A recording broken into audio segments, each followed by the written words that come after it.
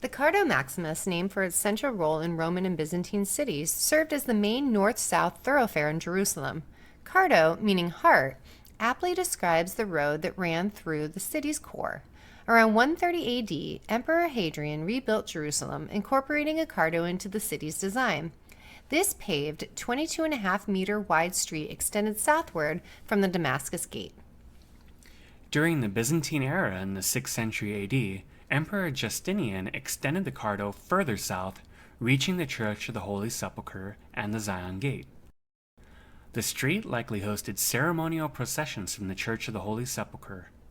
Throughout its length, the Cardo is lined with colonnades, covered walkways, and a shaded arcade. Today, visitors to the Old City of Jerusalem can explore the Jewish quarter and view the excavated southern section of the Cardo. The site reveals tall, thick columns, ornate capitals, and the arcade where merchants once stood, along with the large flagstones that paved the road. Approximately 500 years after the original Cardo was constructed, the Crusaders built a bazaar along part of it. These Crusader-era shops have been restored and now serve their original purpose once again. The shopping area of the Cardo features a beautifully vaulted ceiling, with modern stores housed in the ancient Crusader shops.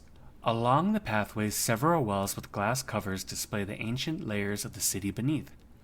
A reconstructed section showcases some of the original flooring and columns, accompanied by a mural that offers a glimpse into the area's historical grandeur.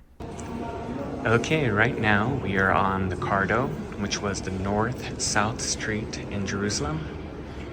Right below us, these are the original stones from that time. And to get an idea of what the street would have looked like, there's a painting on that wall opposite us.